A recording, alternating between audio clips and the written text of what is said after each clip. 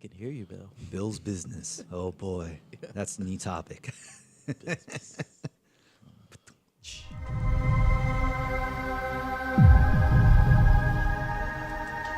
We're back. We're back, goddammit. We're back. What is this? We're back. Why are you doing this to me?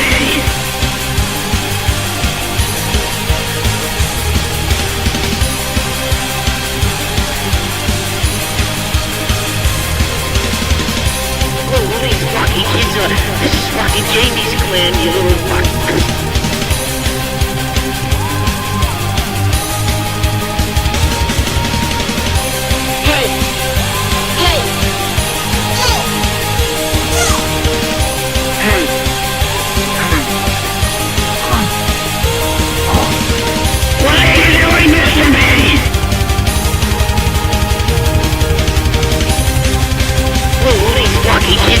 This is fucking Jamie's clan, you little fuck. There you go, you little fucker yous. This is fucking Jamie's clan, and I'm your host, Dee motherfucking Rotten. And I'm here, bro, and I'm taking you motherfuckers into the outer space, the outer rim, the outer level, bro. I got a band right here from the Boogie Down fucking Bronx, motherfuckers. And this is the fucking shit, bro. I got Astral Cadence. Introduce yourself, guys. Hey, guys. My name is Sean. I play guitar. I'm Dennis. I play bass. And I'm Bill. I'm the drummer. There you go, motherfuckers. So watch out, bro. They're packing, bro. I had to pat them down when they came in the fucking dungeon. So what's going on, guys? How you guys doing, man? Pretty good. I wish I had an air horn when you said Boogie Down. It's in there, bro. It's somewhere, man. But I can't find it, bro. But it's in there. But we gotta admit, Bill's from Queens, so Queens. Yeah, Two- I'm a Queens guy. Oh man. two out of the best 5 boroughs. Oh man. So, wait. So you're both from the Bronx? Yes. Yeah. And you're from Queens. How the fuck did you guys meet? White Stonebridge. No. Yeah, that's the interconnection right there. Actually, I've never played in a band with Dennis before, but I know him. What is it? Probably like at least like 12-ish years, if not More a like little more. 13 and a half, close to 14. Yeah, maybe 14 and a quarter, I think. It's weird. Bill and I crossed paths A lot. too many times from early 2000s ish, mid, I would say, till currently. And the way how this came about, I joined Sean, and then once the album was done, Bill came in. Don't jump it. Don't jump too far. Don't jump too far. Don't jump too far ahead, man. You're revealing everything. So you have to say spoilers before you do that. All right. Like I said, you're Boogie Down Bronx. Yes. Oh, what do they call Queens, dude? I think they just call it Queens. Queens? Yeah. Queens is a jazz spot, believe it or not. All right, Lots of jazz when I was musicians. growing up, Queens was fucking hardcore, dude. You don't go over there, bro. It was, you know? So, I mean, but they just said, we're Queens. I was like, okay, you're Queens, man. Oh, yeah, that was it. You know? But how did you guys, well, I know you said you were jamming a while. Like, how did you guys meet up with Sean? Well, originally I met up with Dennis. I was working with a producer out in the Bronx back when it was just me with Astral, and I just had song ideas. Dennis was there. Oh, so so they're the Cadence. More or less, yeah. Oh, shit. Actually, fucking the story fucking unfolds. Actually, Dennis is the cadence. I'm just the. Yeah, it gets really esoteric at points. Oh, man. Yeah, but yeah, me and Dennis, we met at that producer's place. We spoke for a bit, and then Dennis actually joined as the bassist. And I had a couple of other members at the time, and we were doing like small gigs around NYC. And then those other guys kind of split, and it was just me and Dennis. And then we got another drummer. He was with us for a little under a year, and then we decided we were going to record an album. And we ended up losing that drummer, which is kind of like a blessing in disguise, because our producer stepped in, and he really just kind of like took over drums for the album. And then once we had the album done, that's when, we came across Bill. Dennis was like, I know a guy. And then, yeah. So you're talking about this is not the album. I wouldn't say it's the album is our first album, but This is like a demo kind of. I mean, what I'd you're talking say about. This album was kind of written with me and Dennis, not necessarily with Bill yet. Okay. So I would say this is just kind of like. But yeah, it is the album. Spoilers, folks. Hold on, we're not. There's spoilers here, folks. All right. Oh my God, man. Pew, pew, pew, pew. It's seriously, dude. Seriously, man. Hot 97. All right, I got it. This is one that boggles my fucking mind, dude. You know, I'm a fucking metalhead. You know, I listen to rap, metal, everything, bro. But I'm more or less, you know, fucking diehard. I started off with Kiss, dude. So Oh, nice, fucking, nice. you know, so I'm a fucking metalhead, man, at heart, bro. But and in the genre of metal, there's vocals. What the fuck made you guys go instrumental? Oh, what? 'Cause, Well, that's crazy, dude. In this fucking genre of fucking music, you don't hear anybody doing instrumental metal. yeah, it's true. I know back at the few years ago, actually, you know, you had a lot of instrumental bands coming out. Animals as Leaders being, you know, one of the biggest ones coming out. You had Intervals at the time. You had Chim Spanner, whom I was really into. So Pliny. Pliny also. So, Sean. Oh, yeah, John, yeah. Well, they sometimes have vocals here and there. Yeah. Ish.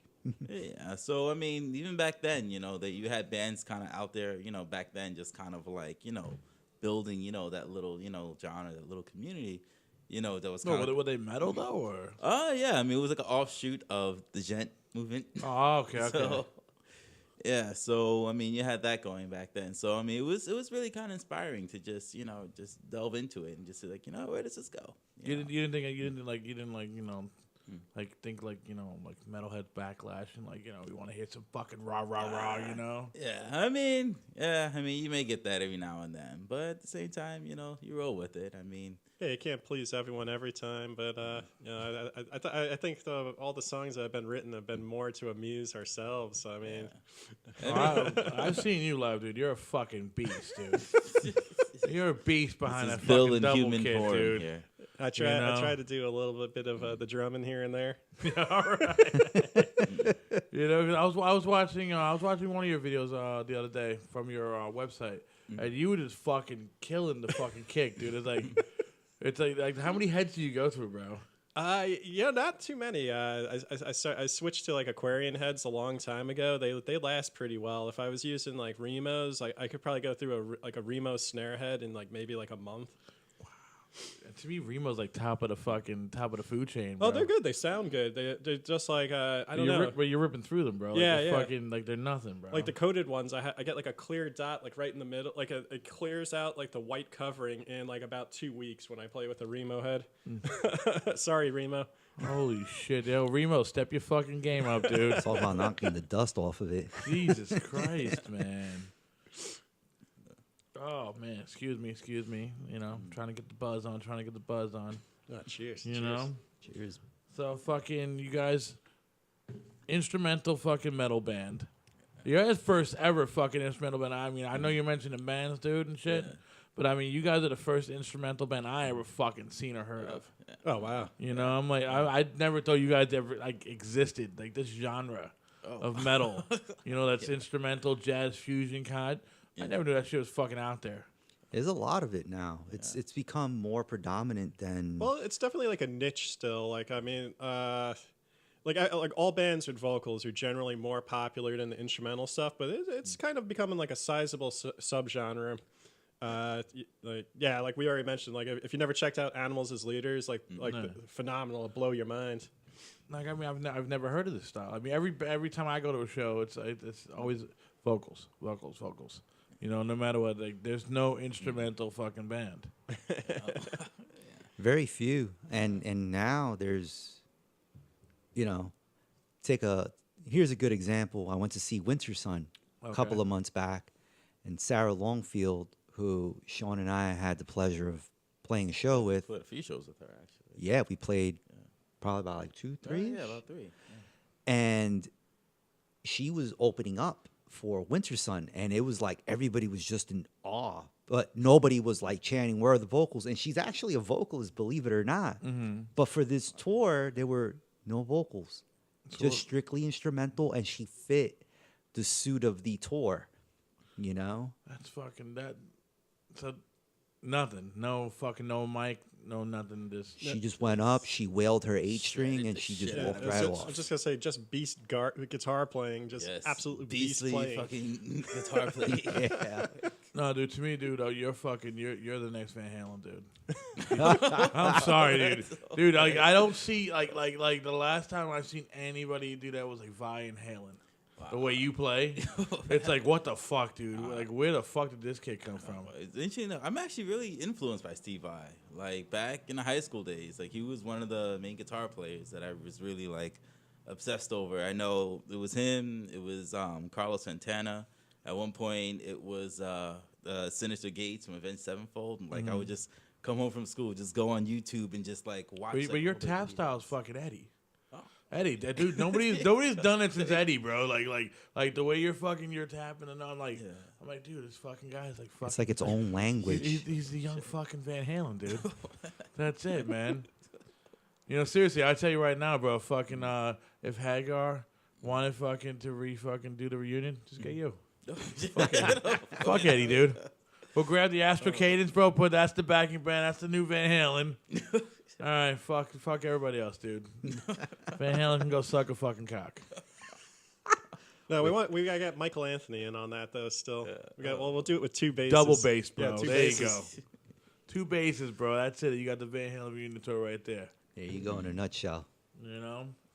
Well, you know what? I want to play one of your jams, dude, because I want my fucking fans to fucking actually, to understand instrumental metal, because I know a lot of them are all rah-rah kids or rah-rah old men, that don't fucking understand that, there's a genre out there where you can actually sit back, fucking smoke a joint and fucking, still fucking appreciate metal without hearing the fucking rah-rah in your fucking ears.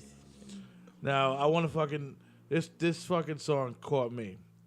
Tell me about Captain Jane. Oh, Captain Jane. Captain Jane is it's a very interesting song. It covers ground of fusion. It covers very interesting ground of melodic minor, which was it's a really expressive, kind of like dark scale. So Captain Jane, it's a climatic song, So yeah. Like when you're writing them though, man, and you're not putting vocals to it. How do you know when to stop? How do you know when to do changes? Like how the fuck there's not a to me it's like there's not a verse chorus verse there. Like he's doing this vocal, I'm gonna do this fucking melody. How do you know what to do? I mean, it's especially with the writing process. I mean, it becomes a bit imaginative at certain points where you're coming up with a riff and. The more you're going with it, you're just like, oh, okay, what else would sound pretty crazy with this? What out of insane shit can I do? So, I mean, at that point, your imagination kind of starts to, like, kick in. And before you know it, most times, the ending just kind of, like, falls into place. Or just, like, a transition may fall into place because, you're just like, oh, wait a minute. This might sound cool, if I just slide into this. Or, if I just... like bend this, or just like really try to jump to this kind of sound. So or it's always like that one little tiny detail, that one note, and you go, that sounds like the end right there. Yeah, how do you, but that's what I was gonna say. How do you fucking like how do you know? How do you know when to stop? Hey, there's nobody there. You hear the last word. How do you know when to stop it? Yeah. How do you know when it's complete? I mean, that's an interesting thing because I mean. As a songwriter, it's you feel there's never fully complete, but I guess just making sure that you have something that's a complete thought, or just a complete expression. You just you feel out the finale of it, I guess, and you just. Yeah. And the one thing that I'd say that is a little bit easier about writing instrumental music than working with a singer is. You're not always thinking about like where the vocal is going to go, where is like the big hook for the vocal is going to go. So it kind of like gives you almost like more of like a blank slate to work from. So you can really start thinking about like, do I want to have a guitar solo here? Or do I not even want to have a guitar solo? I just want to do like this like crazy riffing or something, and you don't have to worry about like how's a singer going to sing over this insanity. It's kind. I was going to say it's kind of similar to. Sean said it once, and I'm going to quote him. It's like just the music sometimes speaks for itself, and the instruments do most of it. So the vocals kind of get canceled out with that purpose because the instruments are doing most of it. Yeah. With that being said. I mean, it's if you're pushing like insane shit like, different meter changes, like every other section, just all kinds of like crazy creative shit. at the end of the day, you don't have to worry like, oh crap, like how's he gonna sing this line over this? Hey, I just outshined that singer. Fuck him. Well, all you motherfucking singers out there, bro, bow down to this, bro. I still love you. This is yeah. There's still love there. Yeah. No, I still love hate. you guys. We like singers. They're cool. And no fucking, they're gonna tear your fucking soul out, bro, with this one. Love music wouldn't exist without you. Yes, exactly. There you go, bro. This is Captain Jane, motherfuckers. Get ready.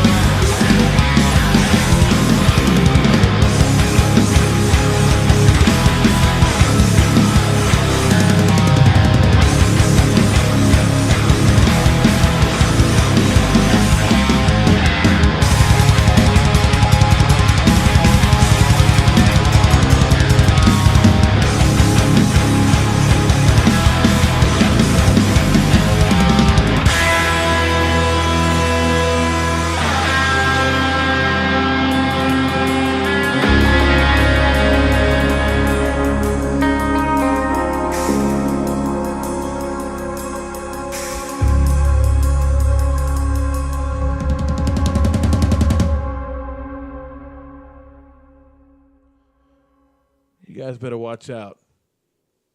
Gene Simmons is gonna rob you.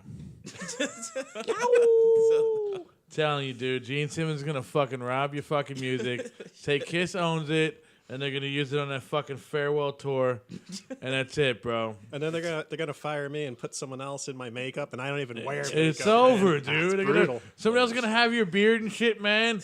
And you're like, this is fucking Bill. Oh fuck, dude. He doesn't have the fucking right beard. It's bearded enough because Gene says so. Like Ace said, I wasn't fired. I quit twice. Yeah, dude. Ace, I love you, bro, but no, dude, you were fired, dude, twice. I love you, man, but yo, get over it, bro. Even though Ace is the fucking, he's the only one that actually, all the years he fucking drank and smoked and shit, he's the only one in fucking Kiss who got his shit together. Yeah. Oh yeah. Gene's a fucking scumbag womanizer, who probably fucking. His wife's going to take every fucking dime, bro, when she fucking divorces him. Paul's losing his fucking voice. Peace out, dude. There goes your whole fucking career. Wow. It's like Peter, he already fucking checked out. It's like Peter's... Or like signed off. Yeah, dude. He came in for that one fucking vault thing, dude. I was like, oh, shit, it's Peter Chris, dude. He's going to do a whole fucking thing. 20 seconds, I think, of fucking... Hey, yeah, I'm Peter Chris. Love you guys. Oh, yeah, I love you so much. Yeah, I got to go now. Oh, that was Peter Chris right here with the vault. I'm like, Gene, you dumb motherfucker, bro. Oh, man. But seriously, dude, no, that was a fucking great song. Thank you. Thanks. Fucking Captain Jane. I don't know what's going on with your fucking brains with name songs. Captain Jane sounds like a murderer or some shit, Captain Jane. It means exactly what it means. Jane, Captain. Like a woman come out of the Marines, she's just about to murder some motherfuckers. I don't know. That's what I take it as. She might be a little too mellow for that. Oh man. Yeah, all I can say is Captain Jane is very. She can be addicting. But At times when subjected. But what's the songwriting process when you three guys are in a room together? Well, I mean, Like now who starts off what? Who like fucking pulls off with the other person? Well, now it's evolving to something that's it's really great because we have this kind of like I guess mode or like system in place where if any of us have like an idea at rehearsal, we can jam it out. Or, if we have like any other song that's already like pre-written, we usually like demo it out or tab it out and we send it around to each other. And it works really well. Like Bill actually wrote a song recently for us. Yeah, I'm a weirdo, so like I score like everything out. So the fuck you do that? Just I use really old software from like 2001, and I just I sit down there and I notate everything. Oh shit! John Williams over here, bro. It's a spiffy process, but it gets the job done. Wait, so you like send them like drum patterns or something like that? No, or? Actually, that's the only thing I don't notate out is the drums. Like when I write stuff, but I demoed a song that's complete for these guys. It's bass, guitar, and keyboards. And so you play bass guitar? I play bass and guitar. Keyboards. Shit. Keyboards. I have like. I could, if you put a keyboard in front of me, keyboard cat's better, but I could arrange for it though. So no, it's the cat playing with chopsticks and he's playing chopsticks. Yeah, that cat is better than me at keyboards by far. What other instruments do you play, Dennis, besides bass? Because now I'm bugging out, bro. You got the multi fucking players over here. What do you do? I play a little guitar and I always felt it was lame. And I got into a little bit of keyboards at one point. Did you just say guitar was lame? Yeah, I felt like guitar was lame. What the fuck are you smoking, man? For me personally, because Hold on. Guitar is cool. There's a billion guitar players right now. In my head. No, as I was growing up, I started on guitar and I was like, fuck this shit. It's too competitive, whatever. And I jumped onto bass, and then once I got into bass, I was like, wow, this feels natural to me. No, you took the fucking shortcut, man.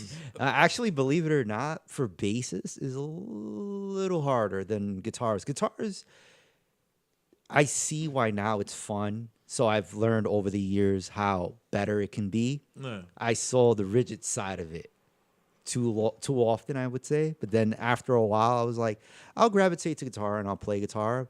I'll come up with an idea, but I'll write it mainly to have like bass lines. And be like, hey guys, I got this idea.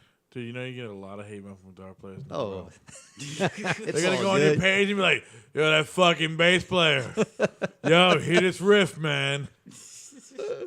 Oh god, that's the first time I ever heard anybody fucking say that. Like yeah. the No, guitar I'm is like, very honest about it. But I still play guitar every now and then.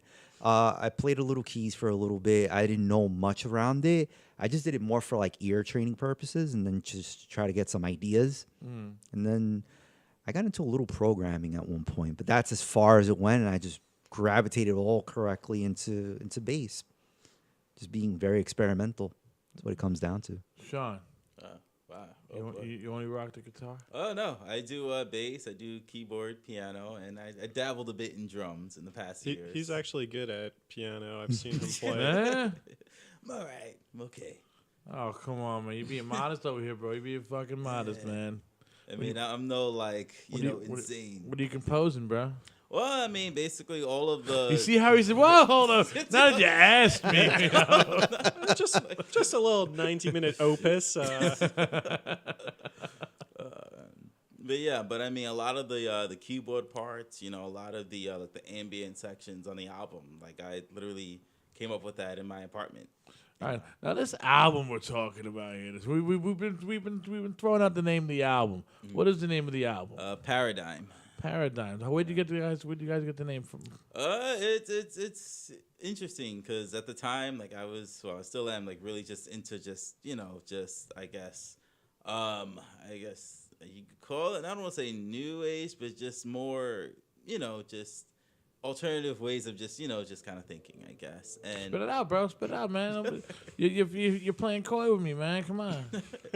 yeah, I mean, yeah. So I was just really into just meditation and just All right. really opening my third eye and such. And paradigm, the word really just kind of stuck out with me because it represents a shift, it represents movement, and I feel the album as a whole, like listening to it from start to finish, it's an experience of just kind of going from one place and just really ending off somewhere else. Yeah.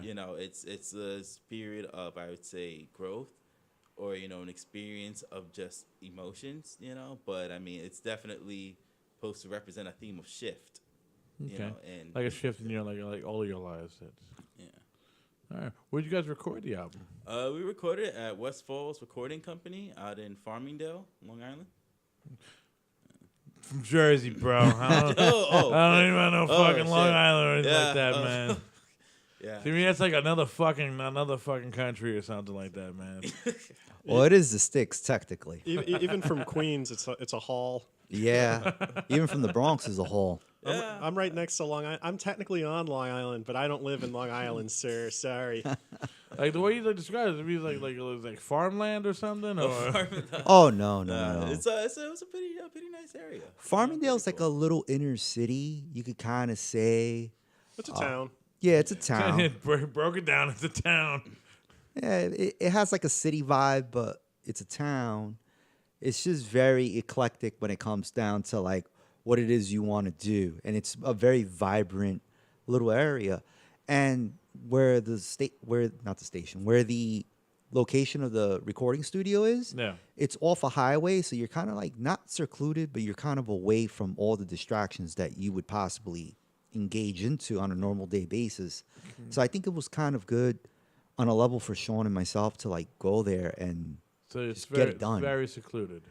Not super secluded, but it was secluded enough that you get things done. Yeah, it was away from the whole hustle and bustle of the city and everything. It was anything going on outside. It's just nice quiet area that the studio is located in. I would love to know what super secluded is to me because I'm like the way you describe it is like Erie, Indiana or something, bro. Like, All right, You know? best way to describe it. So just imagine like an auto mechanic shop next door, Okay. and all you could think of is, it looks like a fucking boring job.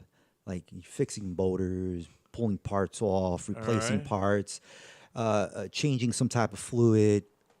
whatever. Guy's making his money, but that looks to me personally, that's like a boring job. Like, Okay. This is the strangest description of Farmingdale Yeah, I've but- heard. It's like a regular Long Island town. no, where the location of the studio is. Well, I'm just saying I've never been to Long Island, so I'm like, what and does it look it's like? right next to it, and there's nothing other than a highway. Like and, like where you're over here where the dungeon is. Would that look like Long Island? no, this is actually more. This is a little busier than that area. Oh, damn. That area is This right. ain't even that busy over here. Dude. Yeah, over there it's nothing but a highway and like a auto mechanic shop next door. So you don't really have a lot of distractions. Unlike versus the city, where you got to go record, all you got to do is go downstairs. You got a bar. You got all sorts of things that make you not centralize your attention You just on. described Times Square, bro. In a Literally, nutshell. no, but that's what I'm getting at. Like, you just, all you got to That's do crazy. is go downstairs, whatever you want to do, whatever you want to eat, whatever you want to drink, whatever you want to actually engage into, you could just walk about under a minute and you're there. Okay. Unlike Long Island, it takes, well, you got to drive, obviously, out there. Over there, it was like, there's a highway. It could take you in either direction, but where do you want to go exactly? That's what it comes down to. They got This- diners. They got pizza out there. But it sounds like straight business though over there, man. Like you're there for business. Yeah, that was the, that no was the purpose pleasure, of bro. recording It's there. just business. It was cool. It had that vibe. Just get it done, and no distraction. You had a 7-Eleven across the street. That's the most busiest thing you had. A 7-Eleven. All right. That's How it. was the recording process? Who did the recording, engineering? Actually, yeah, our engineer, he also was the one that recorded the drums. Like, it really started off with me and Dennis. We went out there. We, laid down all the tracks pre-pro and everything. And then after that, the next week, we literally jumped right into drums. And we recorded the drums. So you recorded the bass and the guitars before the drums? No, they were scratch tracks to Yeah. give the idea to the engineer. Oh, okay. Yeah.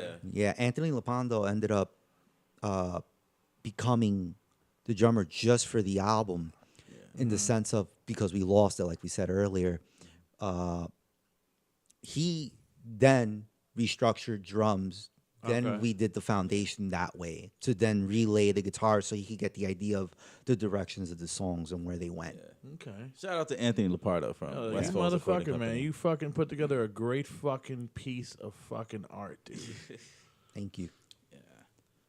And I mean, the experience out there was really great because it was, the recording. Like, was it that's his recording studio? Yeah, that's he his spot? actually, he actually runs it. Oh Yeah. shit, dude. Yeah, I mean, it was amazing because him and he actually wanted to work with us way months prior. I remember I spoke with him, and at the time, I wasn't necessarily, didn't have to put an album together. So, him and I, we just kind of kept, contact open and stuff. And then when we decided to do an album, So he's been hunting you. yeah, Fucking hunting you down, dude. Damn stalkers. Yeah. Oh shit. See? And They're then- out there. You're just walking down the street in Farmingdale. Is that a cat behind you? No, it's Anthony Lapardo following you. Need a demo, need an album. Come on, man. Just a little recording.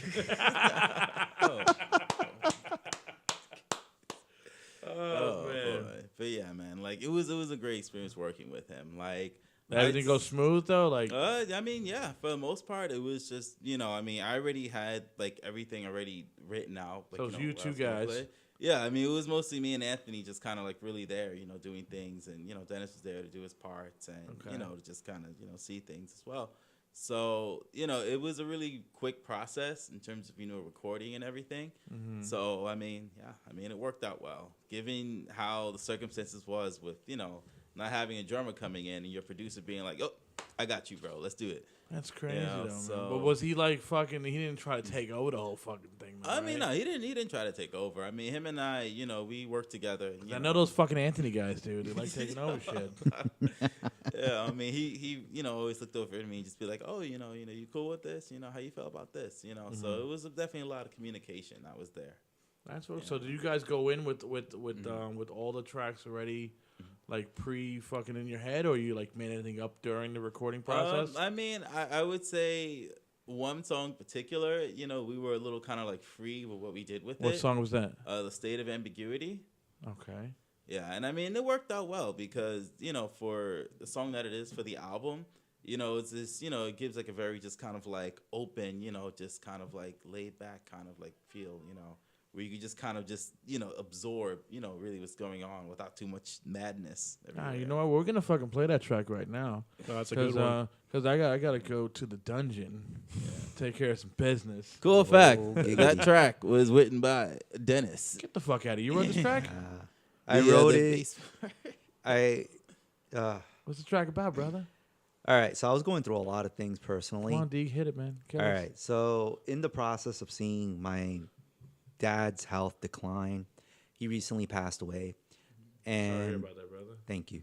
He opened my eyes to like just expressing, in the sense of, however in whatever form, Okay. and then being creative with this song. It just helped me process that, and in the sense of that happening, going through certain troubles in my relationship, which ended up fixing itself currently with my girlfriend.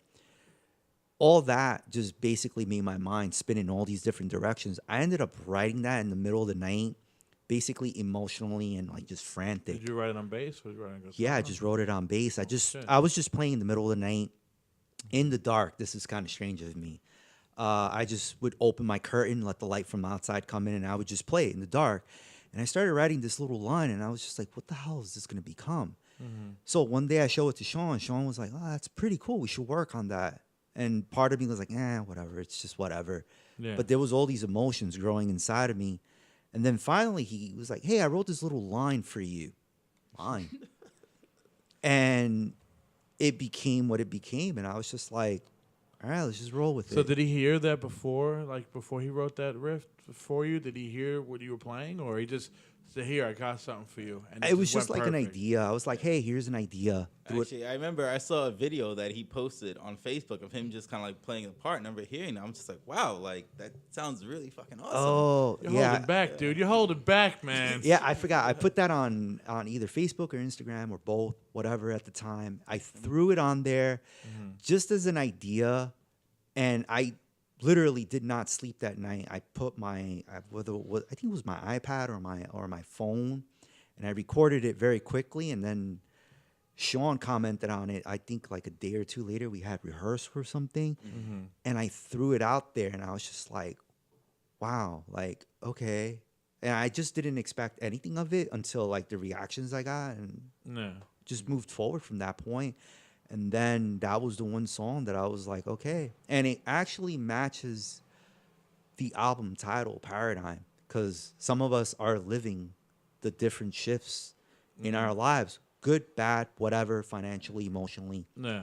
We all live in that. And for me personally, it actually holds 2, or maybe I would say 3 to 4 deep meanings right now, all together.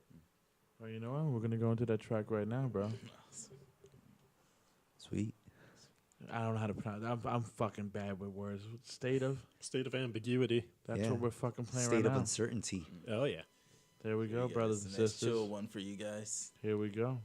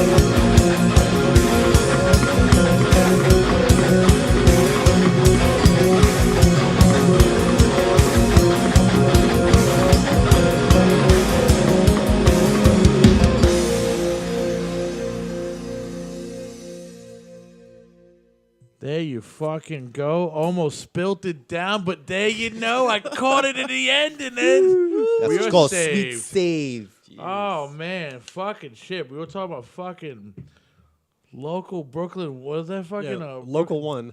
Oh, yeah, that fucking That's a beer. great brew. That beer put me on my fucking ass, dude. Hey, yo, I got so fucked up on that beer.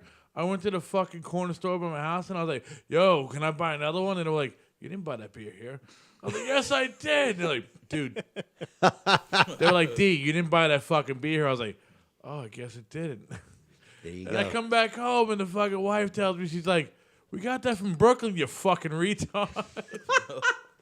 I was like, dude, I was like 9.0 or some shit. Oh, that man. one is serious. That one has a cork in it. I was like, oh, I this is recently fucking good. had what was it? A coffee vanilla bean coconut stout, and it was at 15.4%. Oh, it's just too much for beer. And I swear to you, they served it to me in a small snifter, no bigger than the top of this beer bottle.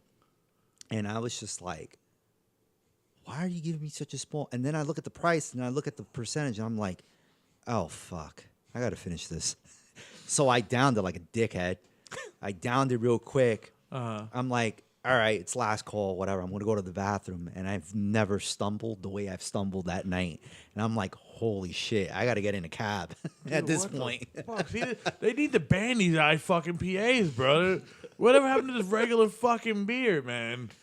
There's a lot of pointers, regular that's it. beer. 6 pointers, man. That's all you need. I like the strong ones. I recently discovered this Canadian one. It's called the Creative Art. And it's like a 14. The lowest one is like 14. The Everything's lowest. The lowest is a 14. You should have said a 14 putting you on your ass. No, Now you're like yeah. the lowest of this one was a 14. But this new company that I discovered gives you bottles that are like almost the size of like champagne. Dude, I ain't drinking a 14 fucking % bottle like that. Oh no!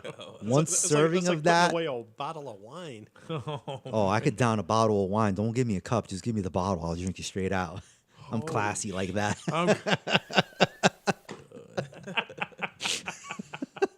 The hell with the cup. Keep it. Oh my god, man! All right, man. Yo, fucking. Speaking of fucking IPAs and all that stuff, man. I know you guys play out in these crazy clubs, man. What places have you played out though recently? Recently we were out at Cherry Street Station out in Connecticut. And Wallingford. I saw that video. You passed the man's house. You passed Vince's house. Yeah, you go. That was awesome. I was like, these guys are fucking awesome. they recognize WWE. We're all wrestling fanatics, so it's not like we're oblivious. Join the club here, bro. Yeah. Cheers. So AEW or WWE? Ooh, boy. I did watch a little bit of it. I fell off due to work. So did you see who WWE just released? No. They just got rid of T.J. Perkins because he got a tattoo and a bad attitude. They said Shit. he got a tattoo that they didn't like, so they kicked his ass out. They got rid of fucking Ty Dillinger. What? Yeah. Seriously? I just heard his name on the show like a few weeks They got rid of Ty Dillinger, and they got rid of one more motherfucker, man. Fuck, I can't. They got rid of Arn Anderson. Oh, that And blows. they hired back fucking whatchamacallit, fucking Brother Love. Really? No full-time. kidding. Yep. They hired his fucking ass. But they got rid of Hideo Itami. Oh, wow. And I'm like, I thought this motherfucker was gone a long time ago, bro. Oh, man. Well, it happened. He only had like that one fucking that one moment in the fucking Andre the Giant Memorial fucking Battle Royal, and I was like, Yep. that's it, dude. A couple of years back. Oh, more than a couple of years. Wow.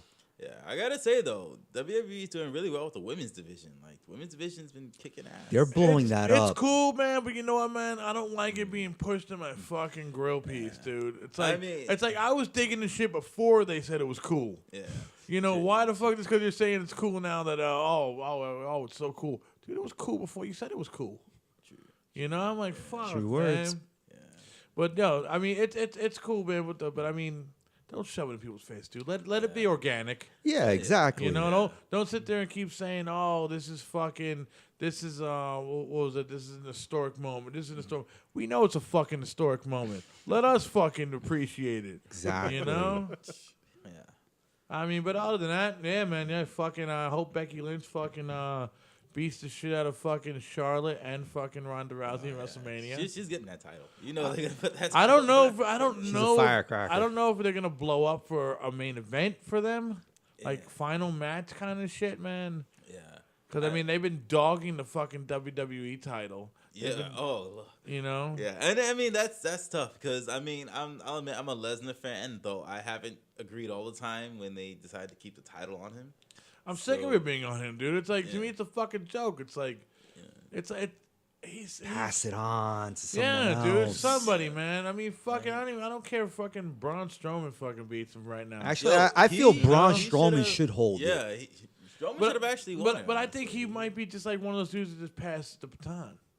You know, because I mean, he lost that momentum. He had the momentum when they fucking, you know, with the fucking hand shit. Yeah. And then it's like, all right, now you just played this motherfucker out, dude. Yeah.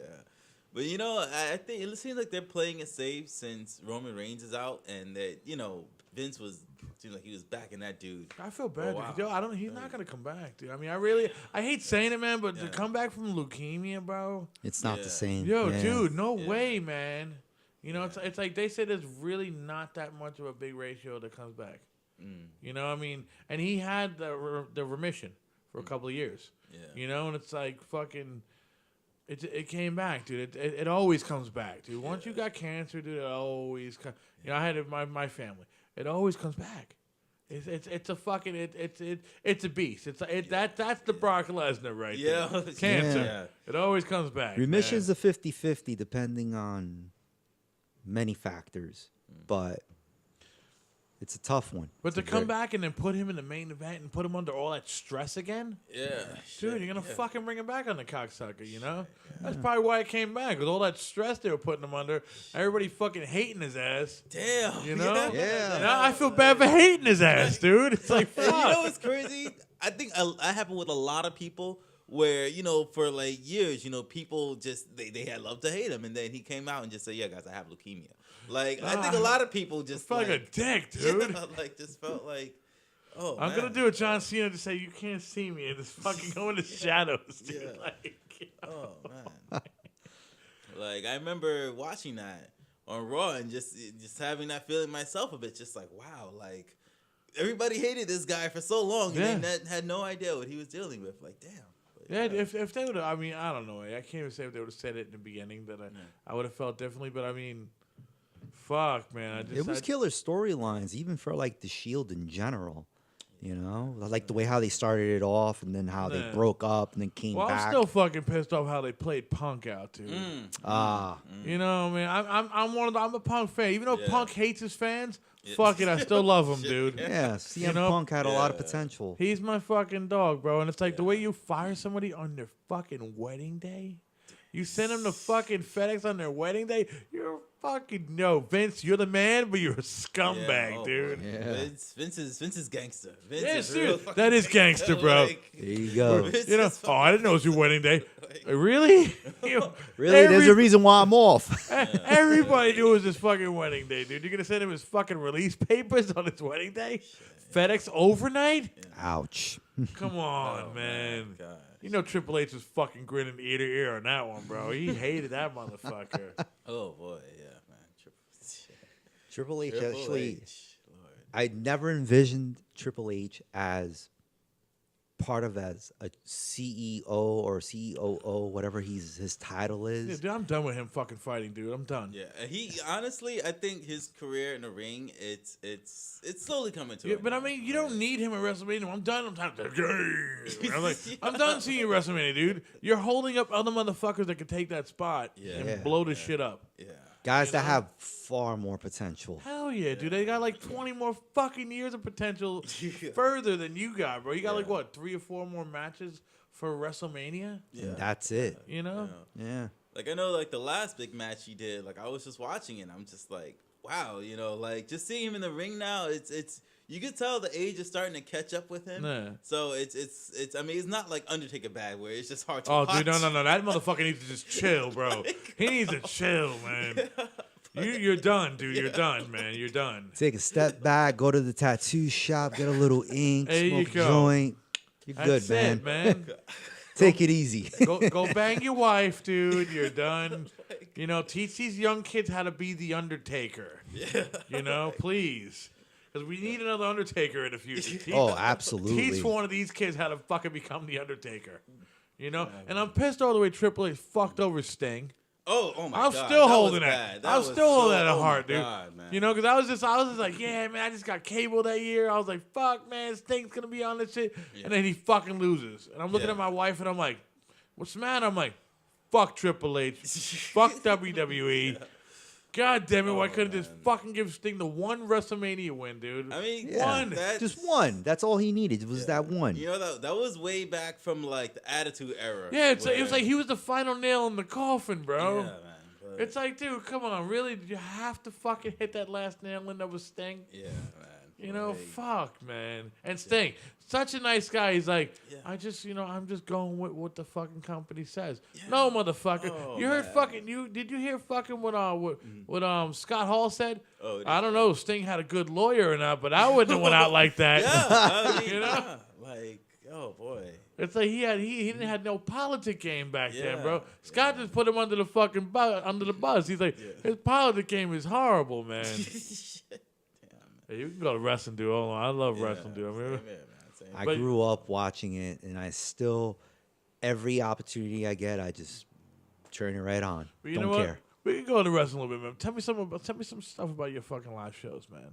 Craziest places, the fucking coolest, the craziest, the one spot that you'll never want to fucking go back to. I mean, luckily we've had some pretty good You can burn experience. some bridges on the show, but that's why we're from the Dungeon Podcast. Burn those bridges. I mean, actually, we've had a pretty big schedule the past like 10 weeks, actually, because ever since mid-January we've been doing shows. This is the first Like every Saturday we haven't had a gig like since the middle of January. Damn. Yeah.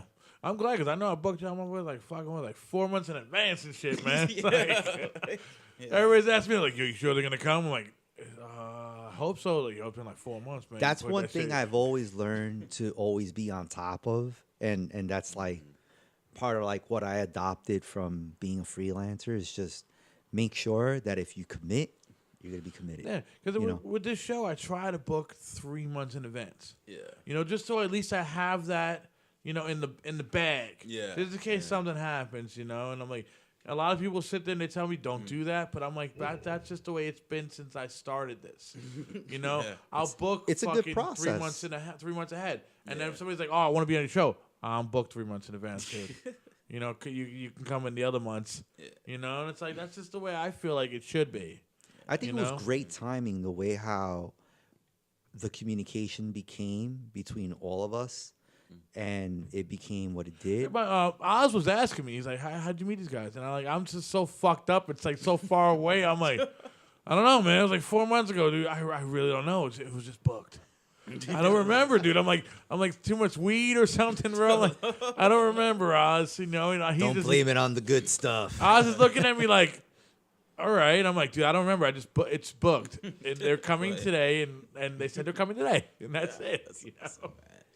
But yeah. I mean, if you could remember, D, tell me how it was booked. I think I hit you up on Instagram, and you answered. You're like, "Hey, these are the weeks leading to." I must sound like such a fucking asshole. no. dude. I actually, I These are the did. days I got, dude. It's like- Maybe I fit you in. Maybe I break off both the arms. yeah. I was like, "Hey, when's your next podcast to have a band available on it?" And you were like, "Oh, I won't be available till like," and then you said something around like this window. I was like, "All right, cool. So let's touch base right before the new year," and it was something like that. Yeah. And I touched base with you, I think after the new year, and then right around then you were like, "Yeah, I have nothing booked around that." I was like, "Awesome," and then I told them. And then they were like, "Yeah, let's just fucking do it." Dude, I sound like such a douchebag, dude. No. To me, it sounds like they're like, yeah, dude, hold on, man. I gotta check my schedule. No. You know? You know what's I'll have douche- my guys talk to your guys. We'll do lunch. It'll No, be great. I'll tell you what's douchey.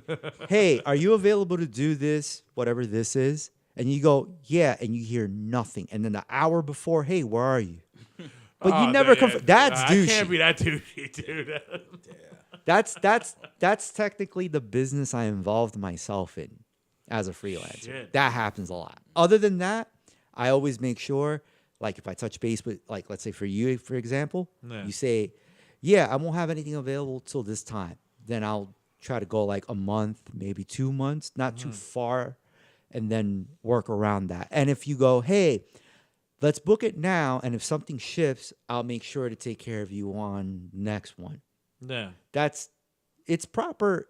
You're not douchey. It's proper communication. You have. Well, you guys are mad professional, dude. You guys didn't cancel. You guys kept your you guys kept your promise. Oh no, You kept your word, dude. And like, if any other podcasts are out there, dude, you want to fucking, book the Astral Cadence, dude, they keep their fucking word. We apologize, be there. although we apologize to Jerry, but it was a snowstorm that ruined it on both sides. I mean, we still did it. We phoned it in. We did a conference call, and we still. Yeah, but still we literally phoned it. Like all our anecdotes are like not good. Like we did we're gonna do the C anecdotes for this one. Nah, I'm just kidding. That was an awesome podcast. That was a great time. Yeah, podcast people, definitely invite us on there. Our guys will talk to your guys. We'll do lunch. It'll be great. Our people talk to your peoples, and we'll work something else. The gentlemen's and the ladies will all talk to one another, and then we'll get together later at 9. Well, I got a question though. Were you guys fucking drinking on the phone call with fucking the metal case? No. Were you I guys must drunk? confess, I was 'Cause on my end. I know they were drinking. I saw them over there. They were drinking up good shit. I had some stuff at home. Yeah. Good to say. Yeah, I wasn't. I was doing it all dry because I was rehearsing after that. I was just like talking in my basement. Like it was very weird. I was just sitting in my room by the window. Just had my guitars by me and stuff. But yeah, I was just sitting down and just stuff. Yeah.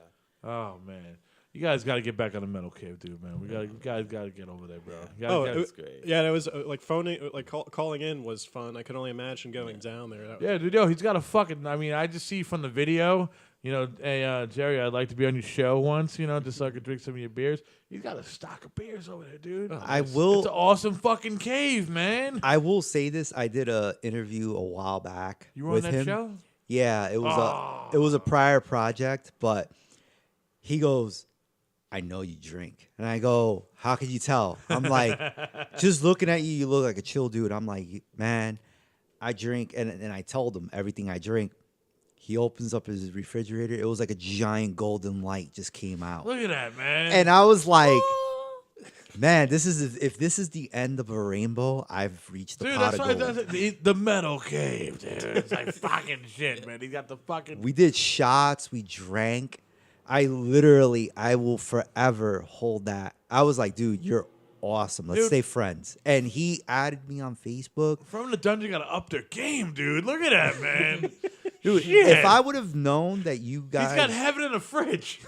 heaven in a fridge, Fuck, yes, man. but heaven in a bag, no. Ah. Well, front of that don't have in a bag either, man. Fuck, we're losers. Our friends got a lot of bags though. They're not here. Out of baggage. But so basically, what shows were your favorite shows? Let's get back to that. What shows, your favorite shows? Your least favorite shows? Like technical difficulties or something like that. Right. Not like fucking you didn't like the people. You guys love everybody. Yeah. I mean, let's see. I know. We haven't necessarily had any crazy least favorite shows. I mean, we've had a couple of shows where we've had a few. Oh, it was a good one. Like it turned out to be an awesome show, but it was stressful as hell. We played this it was a show in Ridgewood at the end of January, I believe, and it was one of these shows that started at 10 p.m. But they booked. I remember that. How many bands were on that? Like 9 bands. Oh, it was fuck. insane. 10? Starting at 10? It was like, Yeah. We so- went on at like 2:30 in the morning. I stayed for the Holy last band. shit. The I last had to band sleep in set- my car. Yeah, you took a nap before we played. In the car. That's how rock and roll we are. We take naps. Shit. so that show was originally scheduled doors at 8, first band 9. Yeah. One band canceled, ironically a band that we both know. Which was great because the last band would have started at 4 if they had made it out. Oh, Damn, dude. well, Yeah. Are you going to the wee hours of the morning and shit? Oh yeah, it was unreal. this place was like in the middle of like, It's in Ridgewood, which is like it's a neighborhood in Queens that's like a little bit denser than here, but it's the middle of a neighborhood, and this is like a vegetarian restaurant. Please tell me it was called the Sunrise Fest. no. It felt like it. I mean, I've played stuff like that in the past where you're like at 5 in the I've morning. never heard of shit like this. Long dude. Island is notorious for stuff like that, but that's Holy another shit. story. But Yeah. this is like a wild show. Like it was jam packed until probably like about like 2:30 in the morning. Like we played still for a pretty good sized crowd.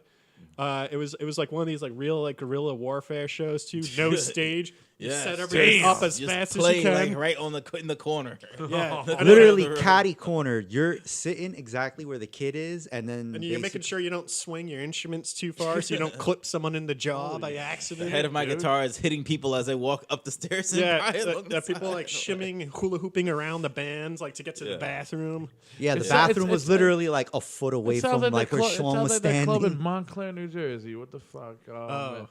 And there's a fucking there's a basement fucking club out in Montclair, man. Fucking can't think of the name of it right now, but it sounds like that shit, bro. Where you just fucking you're in the fucking midst of a fucking 3-foot fucking Oh, ceiling boy. and shit. You're ducking and fucking ducking and swinging and shit. Sounds like a clusterfuck.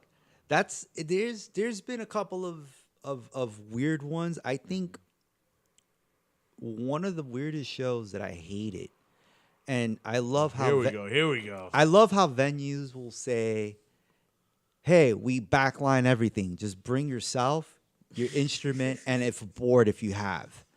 So there was this one venue, I'll leave unnamed, that decided to have everything I love. Okay. So I plug into the bass head, everything is working. Out of left field, just stopped working. So Well, you couldn't hear yourself at all. I was running DI off my pedal board, but the problem with that, there was no cabinet behind me, so it sounded like nothing. I heard nothing behind me, just but heard I the- was still running through the direct out of my. So you just heard the strings, basically. I heard my strings on the stage, but through the fills and Yeah. through somewhat of the monitors, I was able to hear myself. And that sound guy decided to just roll me off. And I was like, No fucking way. you motherfucker. No fucking way. Meanwhile, he's not at the booth. He's at the bar drinking. And I'm like, Can you give a state of where this fucking place is? I would say it's in a borough that I would never go back to. Damn. One of the 5? One of the 5 boroughs. Oh. But long story short, he comes back. He rolls the volume back up because he Fix- realized, oh, shit, I fucked up. Fucked you over. So you hear everything, but I still have no volume. I go to the promoter and I go, hey, you need a new tube head. He goes, but I just put a new tube head. And I'm like, look, man, doesn't sound like you did the right job. Go get it repaired. Never played there again after that. Damn, dude. All right, guys. It's one of those 5 boroughs out there, man. You know which one you are too. Oh, man. Don't get me wrong. Good beer. Lousy sound guy. Lousy backline, too. Beer can't save everything, bro. Can't save a lousy fucking PA guy. Yeah. But I'd say one of the best shows we played was a good one. We played a show in the Bronx actually. Boogie down. There we go. Yeah. Shout out to Bronx Underground. Big pun spot. Big pun. Yeah, it's an 167. organization out there, Bronx Underground. They've been around since I was in high school. Actually, they were really big back then, and then they stopped for a bit, and they recently started up again. So we had reached out to them, and they got us onto a show, and it was really great because of being from the Bronx. This was actually the first show we played in the Bronx. Hometown, dude. Yeah, so Our it was, backyard. Yeah, literally. it was really great. It was really great to see everybody, that we knew and just see some new faces and, just actually be right in our home borough. So that was one of the best shows we played. There's nothing wrong with hometown. Hometown is the shit, dude. Of course. You fucking play hometown. You feel like I played fucking I played the fucking Bayonne hometown fair, dude. It was like fucking 2000, long time ago, 19 years ago, when I thought I was a fucking rock star and shit, man. But I thought I felt like God. Yeah. I was like, oh, I'm fucking home. I'm from Jersey City, but playing that's like fucking one town away from where we are right now. And then Bayonne was like another town away. Yeah. I still feel like a fucking god, dude, like a rock star god, man. Also, too, when me and fucking Ozzo here, we play CBGBs.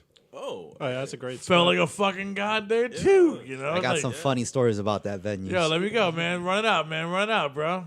Yeah, literally using the toilet, sitting there, minding my own business. You really went back there to go to the bathroom? I had to go. Really? End of You story. always gotta get someone to hold the door. if Yo, you do that Oz. one. I didn't even know that there Yo, was. Oz, did you use the bathroom at CB's?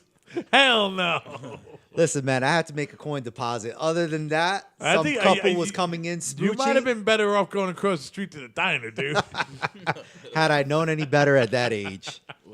Listen, I was making a deposit at the bank, and all of a sudden, somebody just bursted right You in, gotta get someone holding the door there. That's how you do smooching, it. and then all of a sudden they looked at me. I'm like, hey, I'm minding my own business. You can go about whatever you're about to do. Bill, there's no door.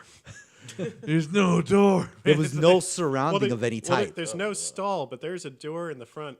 Because I used to know a couple of my friends when they would play there, they had like a system so that they could smoke a lot, like and just be like fine, be like, all right, you're watching the door, all right, let's get this going, all right. Jesus. I was by myself. Period. Oh man, CB's was the fucking best, dude. They should have fucking kept it. Those cock fucking. Oh yeah. There's a lot of venues that no longer exist in New York. Well, they just got rid of fucking what's that other one down the block from CB's? Fucking the Continental. Oh yeah. Well- that was technically they stopped having bands there probably like 6-7 years ago at this point. They got rid of the bands and got a pool table. Great idea. Sweet. Here's the downside about Like the Lower East Side is basically just completely transformed. You know, It's- Coney it's- Island High, fucking. That Yeah. was a fucking great spot, dude. Yeah, brownies Love back that in the fucking day. spot. Coney Island High became a sushi spot, but here's the upside if you go a couple of avenues down. There was this place called Brownies. Then it turned into Hi-Fi. They put a Yeah. jukebox literally where the stage was. I remember that. So now it's Coney Island, baby. So they brought the bands back, got the jukebox, put it off to the side, and I think that was the best but- decision. What D? Were you ever in Coney Island High back in the day? Absolutely. You remember how 3 fucking floors, dude? You're never gonna bring that fucking. You got to make it like that. That's you like the know? old knitting factory down on Fucking Leonard Street. Beautiful. Oh yeah, that was a bro. great spot. I used to hate going there when I had to play the downstairs area with an 8x10 and the spiral stairs. Had to literally pick it up with another friend who was weaker. And it was like you were basically holding it in the middle to hump it all the way down the spiral stairs, make sure it didn't fall on the motherfucker's head, and put it down. And you know what? That made you wanted to really play. That's all. It made they me did wanna- that on- They did it on purpose, man. It made me want to burn that 8x10 and say, fuck this shit. Or either that, or they probably were like praying to God you don't want to bring it back upstairs, and you'd leave it there, and you'd have some back line. Yeah. So someone's gonna be like, "This is too much work to get it out. This is the venues now." Exactly. And they were like, "Yo, thank you for the back line. You are the band." I did a favor for probably a million fucking bass players that play in New York City. If I would have left that shit. Oh man. Even dude. guitar players, I'm sure they left a couple of, I don't know, 4x12s. Of course, dude. If you don't want to carry that shit up a fucking, I wouldn't want to carry nothing down or up a spiral staircase, bro. The Bowery Electric is a weird venue, to be honest with you, to bring any gear. Thank goodness. They kind of, it's a blessing and it's a curse at the same time in New York City when you have backline. Because you never know what you're walking into. It's a gamble. Yep, I will agree to that. I'll let you guys in on a little secret. If you're a drummer, you're always walking into something terrible. Well, you know they're not going to give you a fucking pearl. They're going to give you some piece of shit sonar or something to fucking rock. Like even when they maintain it, it's always awful. It's always like the band before you. No matter who it is, the drums will be set up in this configuration that's completely unplayable, and it takes you longer to fix it so that you could play it than it would have been to set up a drum kit yourself. I learned a little trick to cut in my setting up time to a quarter. Have a board, that's your tone. Whatever the EQ of the head is, I don't give two shits. Just flat everything out. Did you ever guys think about like bringing like a line 6, fucking those little fucking pod things or whatever? Like remember Weezy I used to used rock to those? do that. Years ago. I Years used to ago. do that. Years ago. I still own one, ironically, but I will never fucking use it again. It's that bad, dude. I thought they were rocking, dude. I remember Weezer did a whole tour with it, and they were like, "We're not bringing no equipment.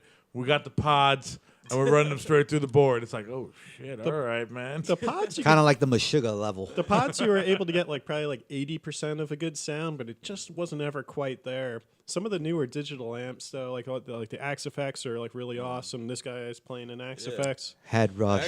Actually, I will actually say Axe Effects compared to the other digital amplifiers that are out now. The Axe Effects is really, it's really it's Don't top pay of attention to the guy behind the curtain. He's nubbing. Yeah, the Axe Effects is really top of the game right now, and I would definitely love to get my hands on the Axe Effects 3. You want sponsorship? Yeah, Oh, yes, Fractal, if you're listening. Yeah, yes. Fractal, hit this guy up. Dude, this guy is fucking Eddie Van Halen incarnate, dude. I'm telling you. He is willing to play your gear for free if you give it to him. Yes.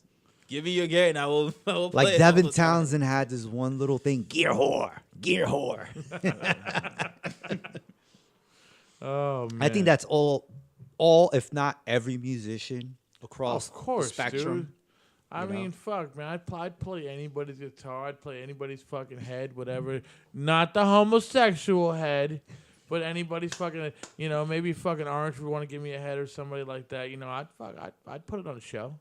I'd put it in the back here. Here's You Sean uses an orange cab, and he was thinking about getting an orange combo. I'm actually a fan of orange as a guitar. The dark head is fucking nice. Oh, they're Yeah. good. They make good gear. Sweet, dude. Man. The Rockaverb is also a good one. Yeah. There's a couple of. Everyone has their good line and then their shit line. Everyone, even line 6. I remember the Veta at one point was fuck like line 6. Dude. Oh, the worst. the Veta, worst, the Bogners. the fucking spider, whatever bullshit, fucking half stack was the worst. Fucking put it on fucking 6. It drops down to 2 on the volume. Shit. God, you suck, line 6. I remember those back in the day. Oh man. But like the line 6 delay pedal, like that green one, that Oh, was like no, the standard. No, for the a pedals while. are cool. Yeah. That actually became a their guitar staple. heads sucked. Oh yeah.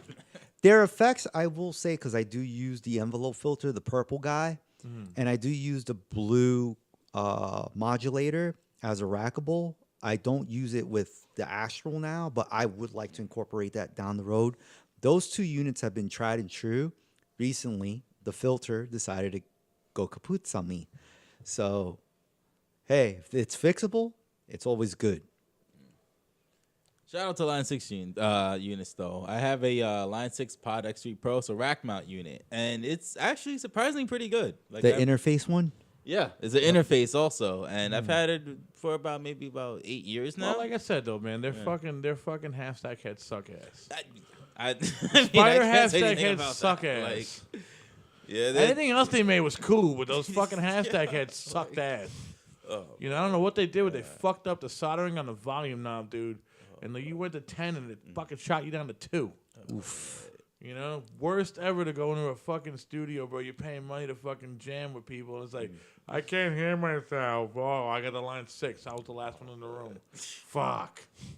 Well, digital power is always finicky. The whole thing is digital, even the power Yeah. section. So, Well, that one was finicky. yeah, super. I remember very, very, very, very early when I was still playing guitar, I bought a Spider and I was like, yeah, fuck this. Yeah. It was just like, it just wasn't my sound, wasn't my tone. And even back then, Mesa Boogie was like the spot. That's all I used, and then I got rid of all that, and I was I like, don't know, man. I'm still fucking. I can never afford 5150, but can't afford a 5150 because the original 5150 from PV was only a $450 investment. Yeah, but- Anybody who still owns it, hold on to those because but now fucking Eddie's God. I don't know how much they want for that shit, bro. But I don't even think I can get a fucking credit in fucking American Music Supply for that, dude. I think they have it for like 2K, I think. Fuck that, dude. You know what I can do with 2K, man? Fuck that. 2K, you could get like 4 5150 first series for that much, and you could run them all in stereo. I'm gonna go adult here. For 2K, I can feed my family for 2 months, dude. Fuck Eddie, dude.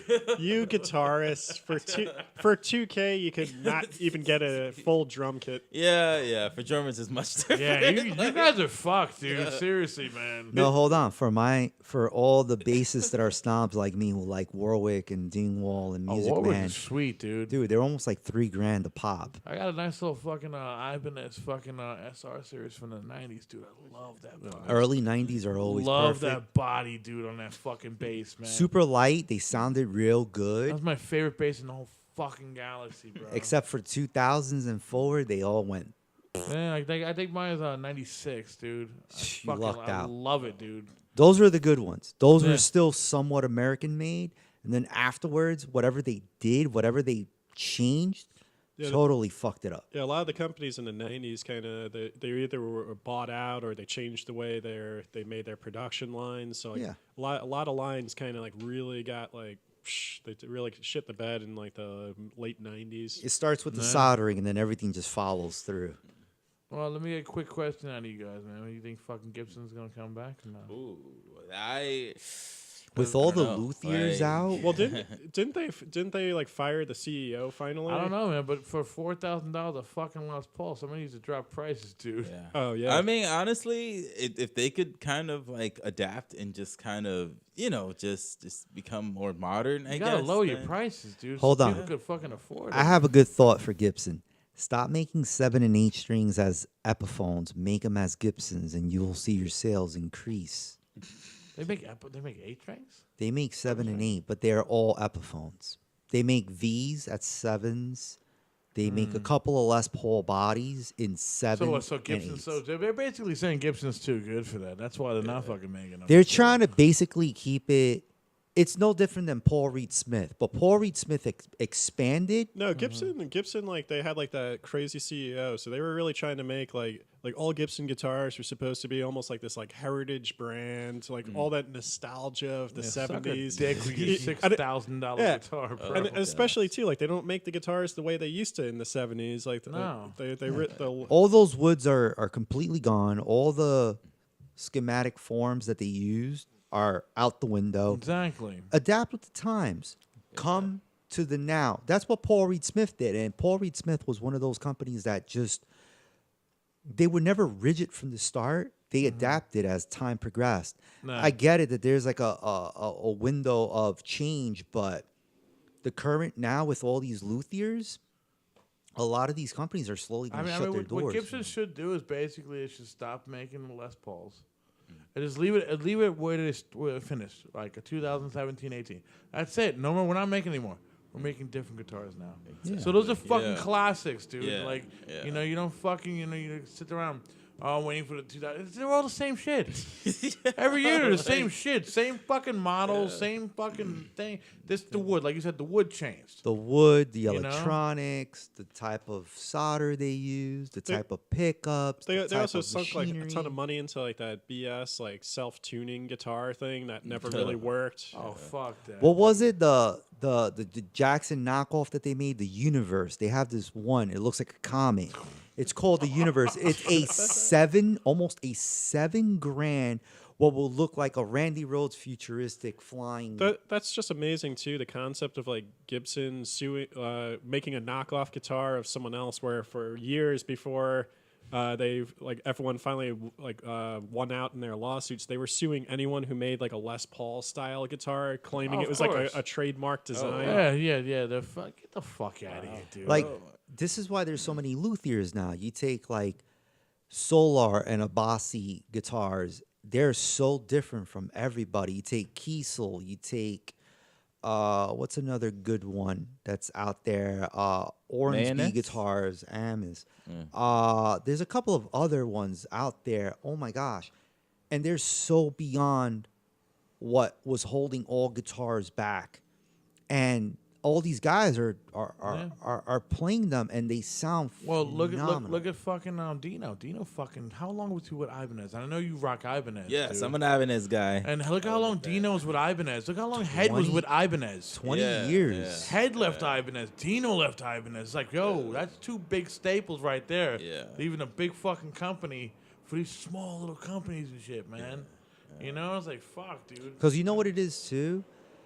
There are certain specs that a lot of these bigger companies delay on because they have a certain way of how they go about it. So it delays a lot of it. Ola Englund of The Haunted Feared and his own solo project just released, I wouldn't say by himself, but with like Abasi about like their comparison and contrast to companies now not really giving the artist the availability, but there's so much delay. But the cycle of attention span, how it's so short that if you delay it for so long, people just forget it and they move on to the next. No. And like I give it to Ola, I give it to Tosin. they're now the two big pioneers. Even like Carvin's grandson from Carvin Guitars, who started Kiesel.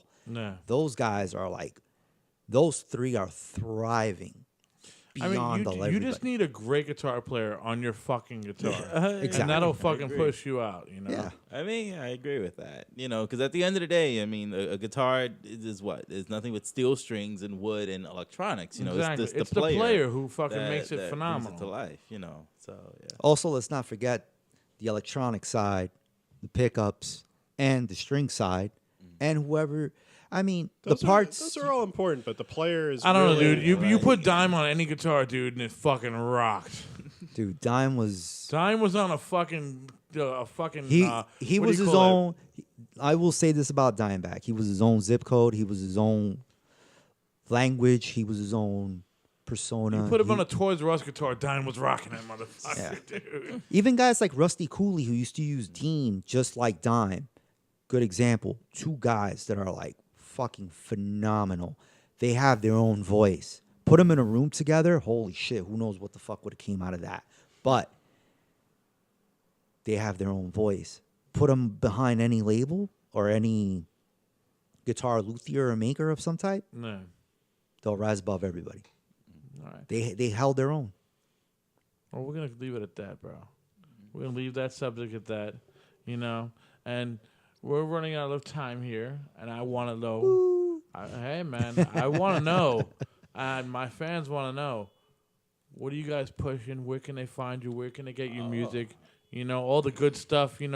Plug the fucking stuff where you guys can fucking help us learn more about you. Well, you can totally find us on Bandcamp. You can find us on Facebook. You can find us on Instagram. You can find us on YouTube. You can find our album on Spotify. You can find our album basically on every social music platform that's out there. Bands in Town, Kicked In, iTunes. Spotify. Song kick, you mean? Song Kick, yeah. Kicked In is that soccer site you signed up for. That one we I canceled our account on that one because they gave us a yellow card. It was Damn What fucking. the fuck? Yeah, it was that guy took a fall. It was Gave you a yellow Damn card? fucking It beers. was a They got flop, me man. tongue twisted. Gave you a yellow card? yeah, it was brutal. Oh, that's fucking. I'm sorry. That's awesome, though, man. You guys got a yellow card on the fucking. It was just a free account too. I was like, we didn't even sign up for They anything. just tossed you a yellow card? Yeah. Yeah, just Google us. You'll see all sorts of Yes, you can find us on Blogs. Amazon Music as well. Amazon Music, Prodigy.net. Deezer. You guys got live videos and everything up on YouTube and all Yeah. We got a few live Yeah, videos. we got some on Astral Cadence. Also, if you look me up, Bill Angelini, the drummer, I got 2 playthroughs, drum cams for Astral Cadence stuff. Yeah. That's fun. Yeah. And our Facebook page, we got a bunch of videos too. So definitely check out the live stuff. Then you could actually hear what it sounds like when I play with these guys. Yeah, we took it up like 5 steps forward. You guys got any future shows coming up? Oh, yeah. You want to plug? Yeah, Actually- we got a few. We're doing a free show March 10th There at we Caffeine Underground.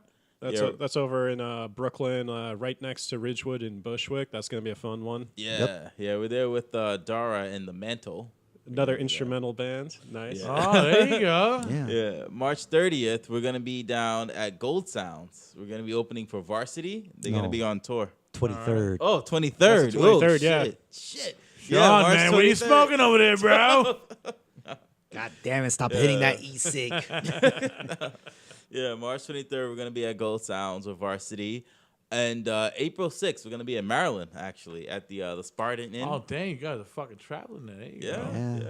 yeah. Shit. Trying to make the best of the weekends as opposed to sitting around, doing nothing. Well, that's when the summer starts, bro. You guys fucking April, bro. That's summer starting, man. Oh, yeah, it's We're coming trying to up line fast. it up now before we get there. Okay. That way we could say, hey, coming to your town and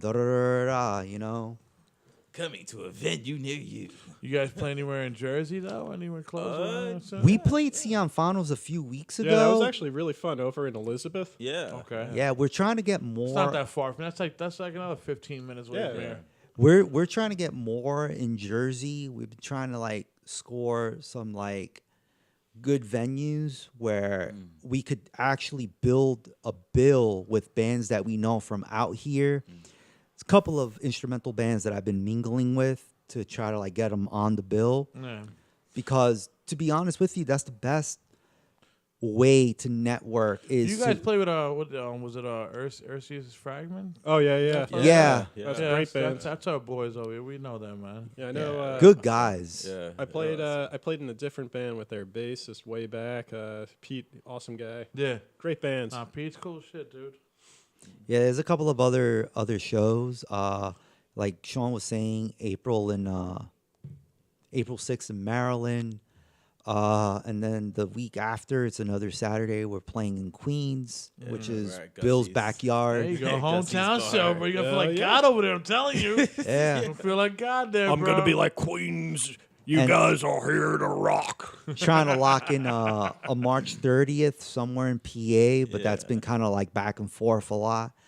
And whatever else comes along, just Still sounds. That's the beginning, bro. You still got the whole summer, man. It sounds like you guys are gonna fucking launch off, though. the goal would be, the goal would be to do like a 1 to 2 week tour, all depending on like what's available, schedules, etc. And then taking it from there. Well, you guys are in the perfect location, dude, to still do the weekend thing, bro, and still rock all over the East Coast. Oh yeah, East Coast. Everything's Yeah. accessible. Remember, there are 13 states on the East. There's only 3 states on the West. Good little Well, TMI. you know what, though, man? You're going to be heard on the West, though, after this fucking show. We got a big following over there, bro. Nice. They're going to be hearing you guys. We over actually there. played with a Awesome. cool band from California. Oh yes, Hive Mind. We Oh yeah, played those guys are awesome. Yeah, we played a couple of dates with them on the Angel tour. Okay. Yeah, the We were Angel with them. Vivaldi. Yeah, And that's another guy that's from out here. And Ethereus as well. Yeah. Yeah, you fucking go shout out to Hive Mind, dude. yeah. Shout out to Hive Mind. I mean, I love the LA bands, the whole LA scene, bro. Yeah. Mix that shit with the fucking East Coast scene. Boom, we got fucking explosions happening, dude. There's a lot of good music everywhere. It's just a matter of everybody becoming more, if the word is right, communal. Yeah, Just become that's the right more word. Yeah. become more niched with each other. Stop this whole separation, segregation. No, we're all in it together. We're not in it separate. Subgenre bullshit, dude. Stop this fucking shit, dude. We're all playing music. Dude, we're all Exactly. playing. I see it this way. We're all playing music. We're all doing it for the same reasons. Let's all work with each other. Let's help each other. Let's not shit on one another. Exactly. It sucks pay to play. I will admit that. I'd rather us play a dive hole, no stage, Yeah. and no PA versus playing a posh place and having to pay a super absorbent amount of money that we could use that towards gas holes and whatever else Exactly. we need to get to the next destination. Moon pies and penny whistles for the band. Oh. Listen, man, I'd rather use that money to tip the bartender. How about that? I'm There you a go. courteous dude. I'm not a shitty dude. There you go. And on that note, man, we're gonna come out with one song right here. What song? What song you guys want to fucking finish it off today with? Oh boy. Oh man. The Walker? I'd say The Alchemist, the first song on the album. That's a good tune. Yeah. Yeah. Let's rock the Alchemist. There's nothing wrong with rocking the first track. The first track always set you right. Yeah. All right, brothers. Remember, man, go get your fucking T-shirts and everything at ToneThreads.com from Front of Dungeon Podcast. Please, the show is not fucking free. Feed me. Feed me more. Support, feed me love. more. I can't let that. I hate that motherfucker. Buy everything now. Yeah, seriously. Fucking don't feed him more. Feed me more. Fuck his podcast. Feed this podcast.